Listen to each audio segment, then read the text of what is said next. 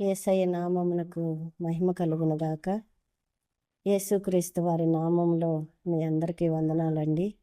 ఈరోజు బైబిల్ గ్రంథంలో నుండి మొదటి సమూయేలు గ్రంథము 25 అధ్యాయము 2-3 వచనాలని చదువుకుందాము. కర్మేలులోని మయోను నందు ఆస్తి గలవాడొకడు కాపురముండెను. అతడు బహుభాగ్యవంతుడు. అతనికి 3000 గొర్రెలను 1000 మేకలను ఉండెను. అతడు కర్మేలులో తన గొర్రెల బొచ్చు కత్తిరించుటకై పోయి ఉండెను. అతని పేరు నాబాలు, అతని భార్య పేరు అబీగయీలు. ఈ స్త్రీ సుబుద్ధి గలదై రూపవసి అయి ఉండెను. అయితే చర్యలను బట్టి చూడగా నాబాలు మోటువాడును దుర్మార్గుడునై ఉండెను. అతడు కాలేబు సంతతివాడు. అయితే ఆస్తి గలవాడొకడు కాపురం ఉండెను. అతడు బహుభాగ్యవంతుడంట. అతని పేరు నాబాలు. నాబాలు ఒక భాగ్యవంతుడు అనమాట. అంటే బాగా ధనవంతుడైన కుటుంబం, భాగ్యవంతుడు. ఆ భాగ్యవంతుడు భార్య పేరు అబీగయీలు. ఈ స్త్రీ సుబుద్ధి గలదై రూపవసి అయి ఉండెను అని లేఖనం సెలవిస్తుంది. అయితే ఈ నాబాలుకి ఏమేమి ఉన్నాయంటే 3000 గొర్రెలను 1000 మేకలను ఉండెను. అంటే బాగా ధనవంతుడైన నాబాలు, భాగ్యవంతుడైన నాబాలు ఉన్నాయంట. అయితే వీటిని అరణ్యంలో మేపటానికి పనివారు వెళ్ళినప్పుడు అదే ప్రదేశంలో, అదే అరణ్యంలో దావీదుతో పాటు 600 మంది అక్కడ ఉన్నారనమాట. ఉండి ఈ నాబాలుకి కలిగినటువంటి ఈ గొర్రెలని, మేకలని తన పనివారు మేపుతూ ఉండగా ఈ దావీదుతో కూడా ఉన్నవారు కూడా అక్కడ ఎంతో సహాయకరంగా ఉన్నారనమాట. అంటే అడగకుండానే ఉపకారం చేసే దావీదు, అడగకుండానే సహాయం చేసే మనసు కలిగిన దావీదు అక్కడ అరణ్యంలో ఈ నాబాలుకి కలిగినటువంటి సంపద చుట్టూ వారు ఒక గోడగా, ఒక ప్రాకారంగా కావలి కాశారంట. వారున్నంతసేపు కూడా ఒక్క చిన్న మేకపిల్లను కూడా నాబాలు పనివారు పోగొట్టుకొనలేదు. అంటే అంత చక్కగా మేలు చేశాడనమాట దావీదు. అయితే ఈ నాబాలు ఒక దినమున గొర్రెల బొచ్చు కత్తిరించు ఆ సమయానికి ఒక విందు ఏర్పాటు చేసుకున్నాడు. ఒక విందు ఏర్పాటు చేసుకొని తన ఇంటిలో విందు చేస్తున్న సంగతి ఈ దావీదుకి వినపడింది అనమాట. ఈ దావీదు ఏం చేశాడంటే, మనం ఎంతో సహాయం చేశాం కదా, ఆ నాబాలుకి కలిగినదంతా మనం కాపాడాము ఈ అరణ్యంలో, ఒక్క మేకపిల్లను కూడా తను పోగొట్టుకోకుండా మనం చక్కగా కాపాడాం కదా. అయ్యా, నా పని వారికి దయ చూపించు. ఈరోజు నువ్వు ఇందు చేసుకుంటున్నావు కదా నీ ఇంటిలో, నా పని వారిని జ్ఞాపకం చేసుకోమని ఒక 10 మందిని నాబాలు నొద్దకు దావీదు పంపించాడు. పంపించినప్పుడు ఇక్కడ వాక్యంలో ఏమని ఉన్నది మనం చదువుకున్నాము. అయితే చర్యలను బట్టి చూడగా నాబాలు మోటువాడును దుర్మార్గుడునై ఉండెను అని రాయబడింది. అంటే ఇతని యొక్క వ్యక్తిత్వము మంచిది కాదనమాట. ఇతని ఉద్దేశాలు కానీ, ఇతని ఆలోచనలు కానీ, ఇతని వ్యక్తిత్వం కానీ ఏమాత్రం కూడా మంచితనం లేనివాడిగా కనపడతా ఉన్నాడు. అయితే దావీదు ఏమనుకున్నాడంటే, మేము తను అడగకుండానే అరణ్యంలో ఏ జంతువు వచ్చి ఒక మేకపిల్లను కూడా తీసుకొని పోకుండా తన ఆస్తిని కాపాడాం కదా, ఆ కృతజ్ఞత కలిగి ఉంటాడేమో అని చెప్పి దావీదు 10 మందిని పంపించాడనమాట. కర్మేలులోనున్నంత కాలము వారు ఏదియూ పోగొట్టుకొనలేదు అంటున్నాడు. నీ పనివారిని నీవు అడిగిన ఎడల వారు అలాగు చెప్పుదురు. కాబట్టి నా పని వారికి దయచూపుము. శుభదినమున మేము వచ్చితిము కదా, నీకిష్టము వచ్చినట్లు నీ దాసులకును నీ కుమారుడైన దావీదునుకును ఇమ్ము అని పంపించాడు. అంటే ఒక తండ్రిలాగా భావించాడు నాబాలుని దావీదు. ఒక తండ్రిలాగా, ఒక తండ్రి మనసు కలిగి ఉంటాడు అనుకున్నాడు. అనుకొని ఈ పనివారిని నాబాలు నొద్దకు పంపించినప్పుడు నాబాలు మరి ఏమని మాట్లాడుతున్నాడంటే 10వ వచనంలో, నాబాలు, దావీదు ఎవడు, యెషయ కుమారుడెవడు, తమ యజమానులను విడిచి పారిపోయిన దాసులు ఇప్పుడు అనేకులున్నారు కదా అంటున్నాడు. అంటే యెషయ కుమారుడైన దావీదని ఈ నాబాలుకి ఎలా తెలుసు అంటే, ఫిలిస్తీయుడైనటువంటి అతన్ని చంపినప్పుడు దేశమంతా ఆ పేరు మారుమోగిపోయిందనమాట. దావీదు గొలియాతుని చంపినప్పుడు ఆ ప్రదేశం అంతా, ఆ దేశం అంతా మారుమోగిపోయిందనమాట. తెలుసు, నాబాలుకు తెలుసు దావీదెవరో తెలుసు. దావీదు యెషయ కుమారుడని తెలియకుండానే ఇక్కడ మాట్లాడట్లేదు. దావీదు యెషయ కుమారుడని తెలిసి అంటున్నాడు, దావీదు ఎవడు, యెషయ కుమారుడు ఎవడు అంటున్నాడు. అంటే గర్వం, మూర్ఖత్వం, అంధత్వం అనమాట. పొగరగా మాట్లాడి వెనక్కి పంపించినప్పుడు దావీదుకి బాగా కోపం వచ్చింది.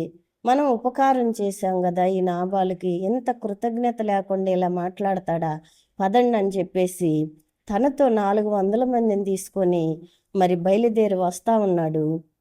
వస్తా ఉన్నప్పుడు ఈ నాబాలు దగ్గర ఉన్నటువంటి పనివాడు పరుగు పరుగున ఈ అబీగయీలు దగ్గరకు వచ్చాడు. వచ్చి ఏమంటున్నాడంటే, అయితే 17వ వచనం చదువుకుందాం.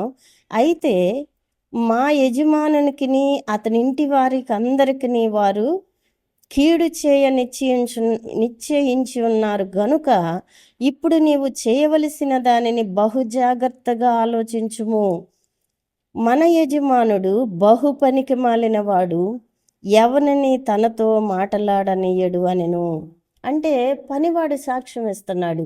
అమ్మా, వాళ్ళు దావీదుతో ఉన్న 400 మంది బయలుదేరి వస్తా ఉన్నారు చంపటానికి. అయితే నువ్వు ఈ సమయంలో జాగ్రత్తగా ఆలోచించి నువ్వు చేయవలసింది నువ్వు చెయ్యని పనివాడు చెప్పాడనమాట. మన యజమానుడు బహు పనికి మాలిన వాడని సాక్ష్యం ఇస్తున్నాడు. అంటే పనివాడు దగ్గర ఇంటిలో తనకి మంచి సాక్ష్యము నాబాలుకు లేదు. కానీ నాబాలు భార్య మాత్రము ఎంత గుణవంతురాలంటేనండి, వాక్యములో సుబుద్ధి కలిగిన స్త్రీగా కనపడతా ఉన్నది. సుబుద్ధి ఉండాలండి, స్త్రీలకి మంచి బుద్ధి ఉండాలి. ఇక్కడ నాబాలు దుర్మార్గుడైన నాబాలు, పనికి మాలిన వాడైన నాబాలుతో తను భాగ్యవంతుడి భార్యగా ఉండి తన కుటుంబాన్ని జాగ్రత్తగా చూసుకుంటా ఉన్నది. ఎప్పుడైతే ఈ పనివాడు వచ్చి, అమ్మ ఇలా జరుగుతుంది, ఇలా వస్తున్నారు వాళ్ళు అని చెప్పినప్పుడు వెంటనే తను లేచి మరి త్వరగా, ఇక్కడ రాయబడింది, అందుకు అబీగయీలు 18వ వచనం, ఆ పనివాడు చెప్పగానే అబీగయీలు అంటుంది, అందుకు అబీగయీలు నాబాలుతో ఏమీయూ చెప్పక త్వరపడి 200 రొట్టెలను, 2 ద్రాక్షారసపు తిత్తులను, వండిన 5 గొర్రెల మాంసమును, 5 మానికల వేచిన ధాన్యమును, 100 ద్రాక్షాగెలలను, 200 అంజూరపు అడలను గార్ధభవముల మీద వేయించి, మీరు నాకంటే ముందుగా పోవుడి, నేను మీ వెనక నుండి వచ్చిద్దనని తన పనివారికి ఆజ్ఞ ఇచ్చెను. ఏమంటుందంటే, ఈ తినే పదార్థాలన్నీ కూడా ఆ రోజే కదండి విందు జరుగుతుంది తన గృహములో. అక్కడ అన్నీ కూడా ఈ నాబాలుకి ఏమీ చెప్పకుండా త్వరగా గాడిదల మీద ఈ ఆహార పదార్థాలన్నిటిని పెట్టేసి పనివారిని, మీరు ముందు పదండి, నేను మీ వెనక వస్తానని చెప్పేసి వారికి కావలసినవి అన్నీ పెట్టి ముందు పంపించేసి తన వెనకమాల బయలుదేరింది. నాబాలుకు మాత్రం ఏమీ చెప్పలేదు. ఎందుకంటే తను తిని తాగి సుఖిస్తూ మరి ఈ లోకంలో అనుభవించాలి అన్నట్లుగా అనుభవిస్తూ ఉన్నాడు ఆ రాత్రి. ఏమీ ఆలోచన లేదు. అయితే ఈమె మాత్రము సుబుద్ధి కలిగిన స్త్రీగా, గుణవతి అయిన స్త్రీగా, తన కుటుంబానికి మరి ఎంతో చక్కగా నడిపించే స్త్రీగా కనపడతా ఉన్నది. రెండోది 23వ వచనాన్ని చదువుకుందాం. అబీగయీలు దావీదును కనుగొని గార్ధబం మీద నుండి త్వరగా దిగి దావీదునకు సాష్టాంగ నమస్కారము చేసి అతని పాదములు పట్టుకొని ఇట్లనెను, నా ఏలినవాడా, ఈ దోషము నాదని ఎంచుము. ఎంత చక్కని మాటలండి దేవుని మాటలు. మనిషి ప్రాణములో త్రాణ పుట్టిస్తాయండి దేవుని మాటలు. దేవుని మాట ఆత్మయ్య ఉన్నది, దేవుని మాట అగ్నయ్య ఉన్నది, దేవుని మాట బలమైన మాట అండి. మరి యెహోవా స్వరము బలమైనదని రాయబడి ఉన్నది.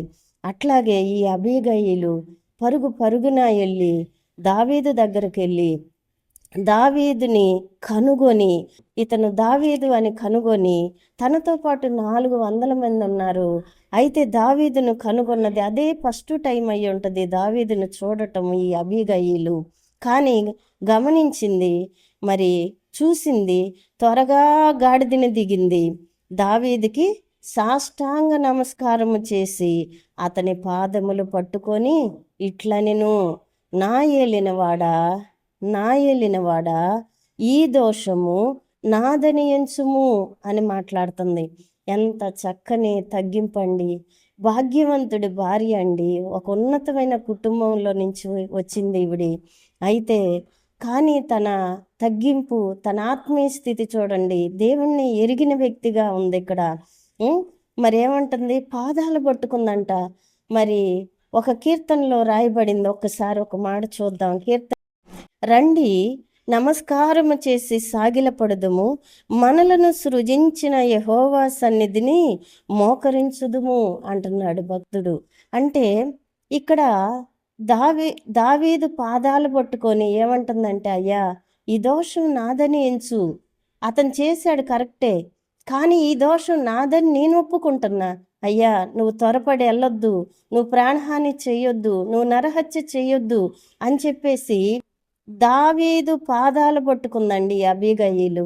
అయితే ఈరోజు నేను అడుగుతున్నాను, నీ కుటుంబంలో రక్షణ లేకుండా నశించిపోతున్న వారి కొరకు నువ్వు ఒక సమయాన్ని నిర్ణయించుకొని దేవుని సన్నిధిలో దేవుని పాదాలు పట్టుకుంటున్నావా? మనుషుల్ని బతిమలాడుతున్నావా? నువ్వు దేవుని పాదాలు గనుక పట్టుకోగలిగితే మనుషుల దగ్గరికి వెళ్ళక్కర్లేదండి. మనుషుల సహాయం వ్యర్థమని ఉంది. ఎవనికి యాకోబు దేవుడు సహాయకుడగునో, ఎవడు తన దేవుడైన యెహోవా మీద ఆశ పెట్టుకునునో వాడు ధన్యుడు అని రాయబడింది. నీకు ఒక ప్రార్థనా జీవితం ఉండాలి. మరి ఒక రహస్యంగా నువ్వు దేవునితో గడిపే సమయాన్ని నువ్వు కేటాయించుకోవాలి. ప్రతిరోజు ఏదో ఒక సమయాన్ని, నీకు ఈలుబాటైన సమయాన్ని కేటాయించుకొని నువ్వు దేవుని సన్నిధిలో గడపగలిగితే మరి నువ్వు ధన్యుడువు, ధన్యురాలువు. ఎవరమైనా సరేనండి, భూమి మీద దేవుని ఎదుట సాగిలపడటం నేర్చుకోవాలి. నా జీవితంలో ఎవ్వరూ లేని సమయంలో ఎన్నోసార్లు నేను నాకున్న కష్టాన్ని బట్టి, నాకున్న బాధను బట్టి, నాకున్న సమస్యలను బట్టి ఆయన ఎదుట ఎన్నోసార్లు సాగిలపడి ప్రార్థన మరి దేవుడు ఆశ్చర్యంగా సహాయం చేశాడు. మరి మనము ప్రార్థన చేసే స్త్రీలముగా ఉండాలండి. ఈ రోజున యవనస్తులైన బిడ్డలు ఎంతమంది పాడైపోతున్నారండి. ఎన్ని రకాలుగా వ్యసనాలకి బందీలుగా బంధించబడుతున్నారు, ఆలోచించండి. అయితే నీ కుటుంబంలో అందరూ రక్షణ పొందారా? అందరూ మారు మనసు పొందారా? అందరూ దేవునిలో ఉన్నారా? ఆ నిత్యత్వంలో గడుపుతామన్న ఒక ఆశ కలిగి ఉన్నారా? ఆలోచించండి. మనము ఆ పని గనక చేయకపోతే ఆ కార్యాన్ని మనం ఆపలేము. అబీగయీలు లేచి త్వరపడి దావీదు దగ్గరికి వెళ్ళకపోయినట్లయితే, దావీదు అనుకున్నాడు లేచినప్పుడు, ఈ రాత్రి నాబాలుకి మగ పిల్లవాడనేది లేకుండా చేయాలనుకున్నాడంటండి. కత్తులు ధరించారని రాయబడింది. అందరూ 400 మంది కత్తులు ధరించారు, దావీదు కూడా కత్తి ధరించాడని రాయబడిందండి. అయితే అబీగయీలు ఆ యొక్క భయంకరమైన ఆ జరిగేదానిని ఆపివేసిందండి తన ప్రార్థన ద్వారా. అంటే తను దావీదు పాదాలు పట్టుకునుట ద్వారా, దావీదుని బ్రతిమలాడటం ద్వారా, తను విధేయత చూపించుట ద్వారా, తను సాగిలపడి దావీదు కాళ్ళు పట్టుకునుట ద్వారా దావీదు ఎంత మంచి మాటలు చెప్పాడండి తను చూసి. ఈ 33వ వచనములో దావీదు ఒక మాట అంటాడండి, నేను పగ తీర్చుకొనకుండాను ఈ దినమున ప్రాణము తీయకుండాను నన్ను ఆపినందుకై నీవు ఆశీర్వాదమునందుదువుగాక. నీవు చూపిన బుద్ధి విషయమై నీకు ఆశీర్వాదము కలుగునుగాక అంటున్నాడు. అబీగయిలు బుద్ధి ఎంత మంచి బుద్ధి అండి, అసలు ఎంత మంచి బుద్ధి అండి. మరి జ్ఞానవంతురాలైన స్త్రీ అంటండి తన ఇంటి వారి నడతలు బాగుగా కనిపెట్టిద్దంట, తన కుటుంబ క్షేమము కొరకు. ఏమండి, పురుషులు ఉదయం నుంచి సాయంత్రం వరకు కష్టపడి రూపాయి తీసుకొచ్చి ఇంట్లో ఇస్తారండి. అలాగే ఈ రోజుల్లో స్త్రీలు కూడా చేస్తూ ఉన్నారు, కాదంటలేదు. కానీ కుటుంబాన్ని జాగ్రత్తగా చూసుకోవలసిన బాధ్యత, ప్రార్థనా జీవితాన్ని కలిగి ఉండాల్సిన బాధ్యత ఒక స్త్రీగా, ఒక గృహిణిగా నీ మీద ఉన్నది. అది గమనించాలి మనం. మన భర్తల కొరకు, మన బిడ్డల కొరకు, వారి కొరకు మనం భారంగా ప్రార్థన చేయవలసిన బాధ్యత, భారం మన మీద ఉందండి. మనమే మౌనంగా ఉంటే ఆ కీడును ఆపలేమండి. కుటుంబాల్లో జరిగే కీడుల్ని మనం ఆపలేము. కీడు ఎలా ఆగిద్ది? ప్రార్థన ద్వారా. ప్రార్థన జయాన్ని కలగజేస్తుందండి.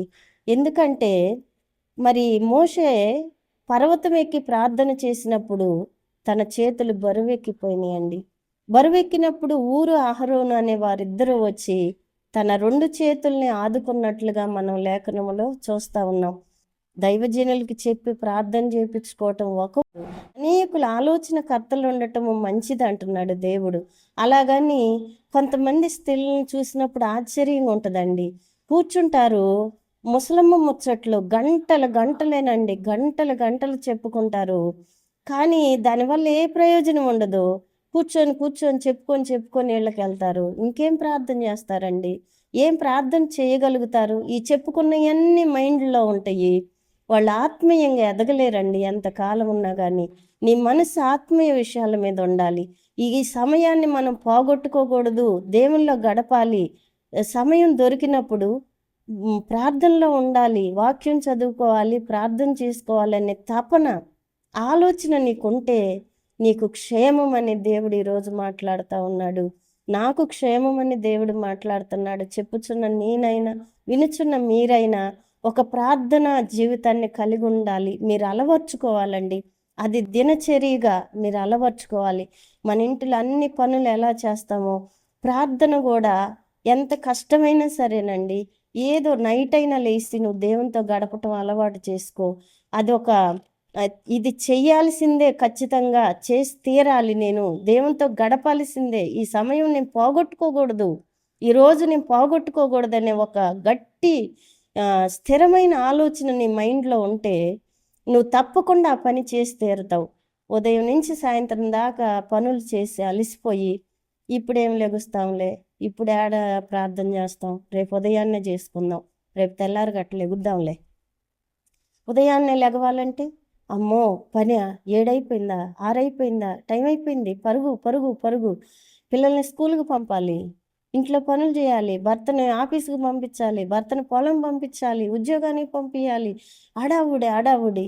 అందుకే నేను చెబుతున్నా, అన్ని పనులు చేసి నువ్వు చేయాల్సిన పని చేయకపోతే నువ్వు నష్టపోతావు. అది జ్ఞాపకం ఉంచుకో. మరియా ఉత్తమమైనది ఎన్నుకున్నదండి. అదే ఆమె యొద్ద నుంచి ఎవ్వరు తీసేయలేకపోయారు ఈ లోకంలో. నువ్వు అలా ఉత్తమమైన దాన్ని ఎన్నుకొని ఒక ప్రార్థనా జీవితం కలిగి జీవిస్తే నీకు క్షేమం, నీ కుటుంబానికి క్షేమం. దావీదు నాబాలుతో చెప్పమని అదే చెప్పాడండి. ఆ మాట ఎంత మంచి మాట అండి. ఆ భాగ్యవంతునితో నీకును నీ ఇంటికిని నీకు కలిగిన అంతటికి నీ క్షేమమవునుగాక అని పలికి ఈ వర్తమానం తెలియజెప్పమనెను. ఏమంటున్నాడండి? నీకును నీ ఇంటికిని నీకు కలిగిన అంతటికి క్షేమం. నువ్వు ప్రార్థనా జీవితాన్ని గనక కలిగి జీవిస్తే నీకు క్షేమం, నీ బిడ్డలకు క్షేమం, నీ పెనిమిటికి క్షేమం, నీ కుటుంబానికి క్షేమం. నువ్వు క్షేమంగా ఉంటే నీ సంఘం క్షేమంగా ఉంటుంది, నీ సంఘం క్షేమంగా ఉంటే గ్రామం క్షేమంగా ఉంటుందండి. క్షేమంలో అయితే అబీగయిల్లాగా మనం కూడా మన కుటుంబ క్షేమం కొరకు పాటుపడదాం. ప్రార్థనా జీవితాన్ని కలిగి వాక్యానుసారంగా జీవిస్తూ దేవునిలో ముందుకు సాగిపోదాం. దేవుడి మాటలు దీవించునుగాక. ఆమేన్.